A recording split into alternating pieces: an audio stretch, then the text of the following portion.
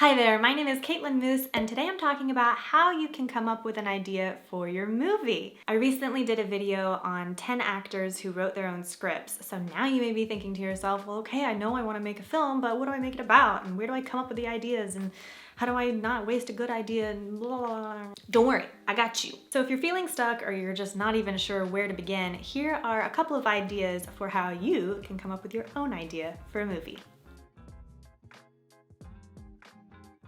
You've probably heard the advice to write about what you know, and I think that's a great place to start because we all have these different life experiences, educational backgrounds, different relationships that you've been in, so you've met a lot of different people throughout your lifetime so far, and that can be a great inspiration for a story or a relationship or a character arc, anything like that. So start from what you know and have experienced so that you can just dive in from there and you know what you're talking about already.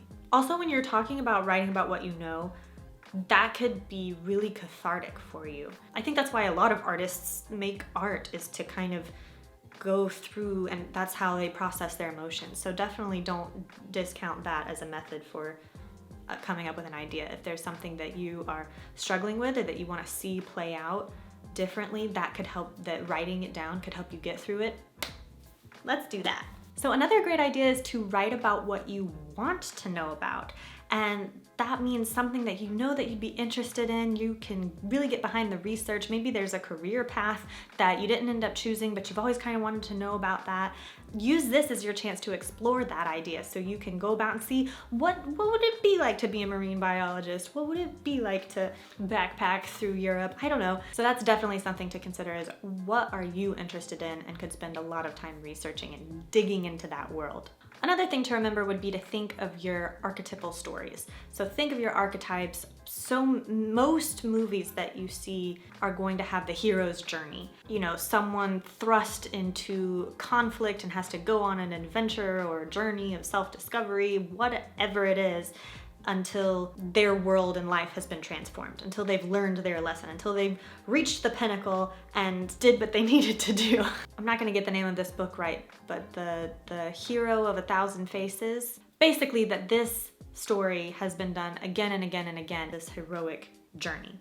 But think about Disney. Disney built their entire empire around this. They took very old fairy tales and restructured them into nice, cutesy, popularized, very watered down, because those things be crazy. But think about the Brothers Grimm. You could think about Greek mythology. I mean, even Shakespeare. So Shakespeare, even those ideas weren't original then, and then you could still see how his work is influencing all of our movies and stories today. Another route would be to adapt an existing work. So if you come across a book or a play that you would like to adapt into a screenplay, there may be times that for that you need to get the rights and make sure that you are able to do that legally, or you can go ahead and look in the public domain and see stories that are there. So that would be Shakespeare. That's why we have Pride and Prejudice and zombies, because Pride and Prejudice is in the public domain. So at least that way you're not starting from scratch, and maybe you want to retell that story in a new light. Something like that could even be from a news story. I believe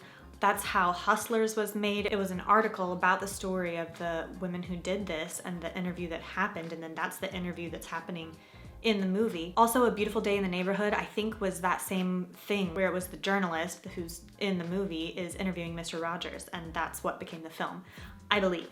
So that could be something else as well. Speaking of, definitely looking at newspaper articles, even headlines. Like, think of all the really funny Florida Man headlines. Those are, why is there not a Florida Man movie? Or is there? I don't know. Similar but different. I have seen great prompts from like Reddit, I don't even know what you call those. Reddit posts, Tumblr, Twitter, whatever, with people talking about, what if, can you imagine if there, let me see if I have any. I feel like I've saved some of them because I was like, oh, kind of would be a good movie idea. Okay, so I found one. So this said, if Snow White literally had lips red as a rose, hair black as ebony, and skin white as snow, she'd look like a walking nightmare. To which someone commented, honestly, this sounds like the description of a vampire, which would also explain how she convinced 7 dwarves to let her stay with them, how she could control some animals to do her bidding, how she could sleep for a long time without aging, why the hunter betrayed the queen for her, and why the queen wanted her heart so she could be sure she was killed properly. And then the final comment is, "This is a retelling I want to read." So just silly things like that, where you can look on social media or any of these threads and kind of see these forums where people are spitting out these ideas all the time. Kind of similar to adapting a work, but not at all, because you're not gonna have to worry about copyright infringement, would be if you take a story that you really like and then either change the characters and the relationship or change the setting. So kind of like, I don't know, what if Star Wars was set in the ocean? What if Romeo and Juliet were not about two star-crossed lovers, but about two brothers? Like, the reason the brothers can't be together is because it's the Civil War, and one's a Union soldier and one's a Confederate soldier, and in order to get their families back together, they're trying to do this elaborate scheme, maybe either going AWOL or like a setup where you think it's a kidnapping or it's a shooting or something, you know, kind of like similar to The Poison. And then, you know, so the person fakes their own death so that they can get out of service, but then the person didn't know that the brother didn't know, and he's so sad, so he kills himself, and then the brother's like, "No, it wasn't dead." I would watch that movie. You may also think of like, what if a story was told from a different character's point of view? Like, that's how they did Lion King in a half. 1.5 was the story of Lion King, but told from Timon and Pumbaa's point of view. And what now they've got, what is it? The new Twilight series is from Edward's point of view, I think. One of those type books came out with like a change of point of view narratives. I don't know. So an idea coming from improv would be kind of like when you're in a show and you're getting suggestions from the audience, and it's for the scene that hasn't been created yet. So you're like, "Hey, can we get a location?" And someone's like, "The mall." So maybe if you came up kind of like your own personal Mad Libs game, where you're like, okay, who is going to be the main character? A butcher. Where is it gonna be located? The airport. Where, oh, this is coming to me like a real fun horror movie. But so something like that, where you just take like 3 random things and say, can I make a story out of this? And where does that take you? So this piece of advice is particularly if you are going to be making the film yourself, really keeping the budget in mind. So if you're trying to keep things lower on the lower end because you're making it yourself, you can always start by saying, what do I already have? What are my resources? So that way you know if you have a barn and a horse, and you know that you could make a horse movie.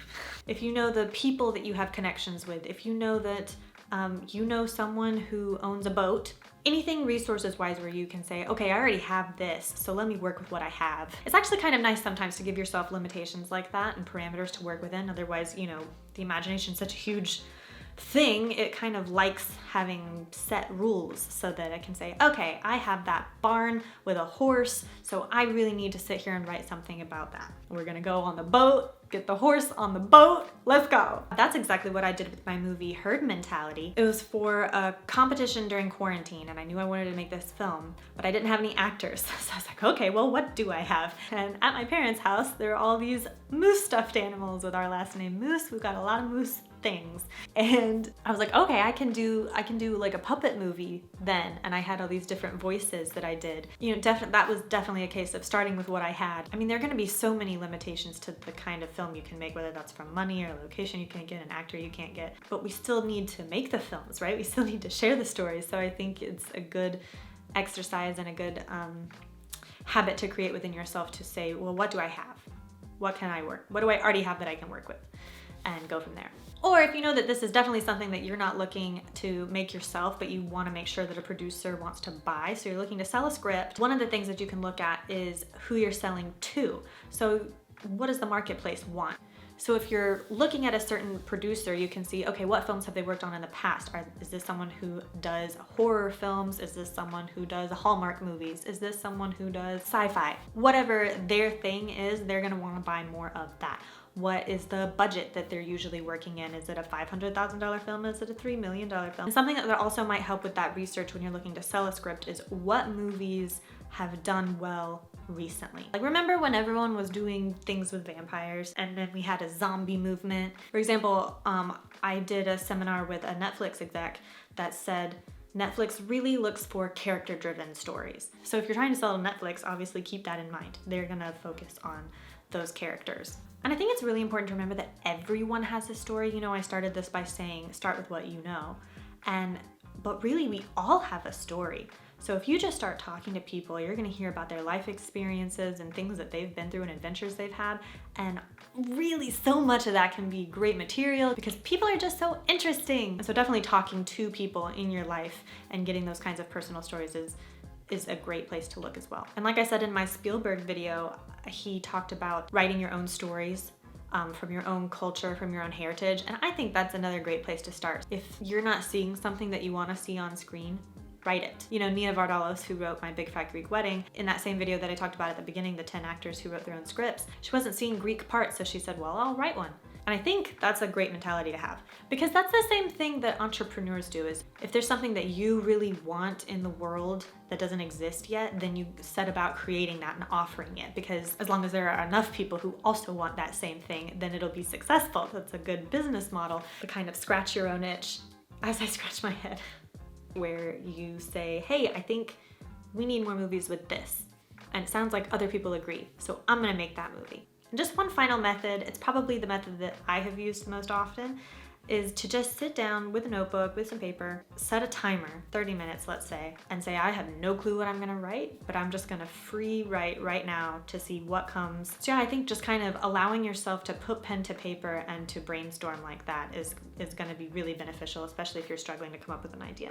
And just a reminder, something that I constantly have to remind myself, just because you're coming up with the idea or just because you're writing it down or maybe making an outline for it, doesn't mean you have to use it. So I would say, brain, we're just coming up with some things right now. We're probably not even gonna make them. We're not gonna do them, don't worry. But we're just gonna go ahead and write them down just to see, okay? I had that little conversation with myself, and then it's like, all right, cool. It doesn't matter what I write down right now or what I come up with, I'm just doing it. So hopefully that doesn't make me sound like a crazy person and is actually helpful to you. Oh, you know what I didn't say? Like showering or going for a walk, washing the dishes, that kind of repetitive action, non-thinking activities are great places to come up with ideas. Okay, now I'm done. Let me know in the comment section what you think. How do you come up with your ideas best, and which of these was your favorite? All right, guys, that is it from me today. Thank you so much for watching. If you're looking for more tips and inspiration, I've got some videos right here, and I'll see you guys in the next one.